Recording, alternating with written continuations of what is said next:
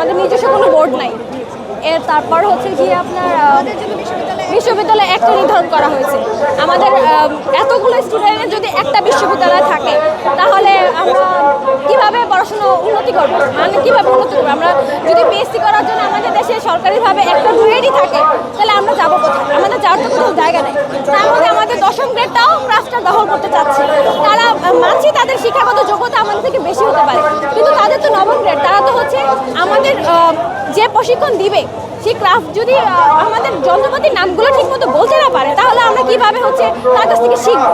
আর তিনি তো হচ্ছে দেখা গেছে যে নিজের দক্ষতা থেকেও বেশি কিছু চাচ্ছে। তাহলে আমরা ডিপ্লোমা ইঞ্জিনিয়ারিং পড়াশোনা করে 4 বছর পরে আমাদের জায়গা কোথায়? তো সেই সমস্ত সব কিছু মিলে সমস্ত দাবিগুলো মিলে আমরা আজকে রাজপথ নিয়েছি।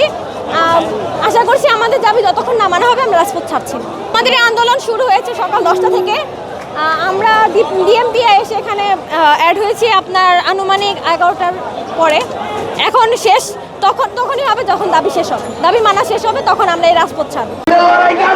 আমাদের আন্দোলন হচ্ছে এখানে আমাদের 6 দফা আন্দোলন নিয়ে। এখানে আমাদের ঢাকা পলিটেকনিক ইনস্টিটিউট যে আছে এটি সবসময় আমাদের বৈষম্যের শিকার হয়ে যাচ্ছে। আদিম যুগ থেকে আমাদের বৈষম্যের শিকার হয়ে যাচ্ছে। আমাদেরকে সবসময় বৈষম্যের মধ্যে দেখা হয়।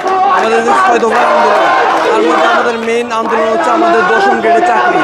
আমাদের 10ম গ্রেডের চাকরির মধ্যে দেখা যাচ্ছে বিভিন্ন জেনারেলের যে স্টুডেন্টরা ওরা পরীক্ষা দিতে পারে বা সিট নিতে পারে, এটা আমরা হতে দিতে পারি না। এই জন্য আমরা আজকে এখানে রাস্তা অবরোধ করেছি। যতক্ষণ না পর্যন্ত আমাদের এই দাবি, আমাদের এই আন্দোলন না আমরা হচ্ছে ততক্ষণ না পর্যন্ত আমরা এই রাস্তা ছাড়বো না। এই আন্দোলনে আমাদের জনদুর্ভোগ সৃষ্টি হচ্ছে, কিন্তু এটা আমরা এখন দেখতেছি যে আপনার সাধারণ জনগণের অনেক ভোগান্তি সৃষ্টি হচ্ছে। তো এখানে আমরা পূর্বেও অনেক আন্দোলন করেছি, কিন্তু আমাদেরকে কেউ ওইভাবে গুরুত্ব দেয়নি। এর আগে অনেকবার আমরা 7 রাস্তা ব্লক করেছি, অনেক উপর থেকে অনেক উপর মহলের লোকজন এসেছে, কিন্তু তারা আমাদের বলেছিল যে আমাদের আন্দোলন মেনে নেওয়া হবে, কিন্তু এখনো তারা আমাদের আন্দোলন মেনে নেয়নি।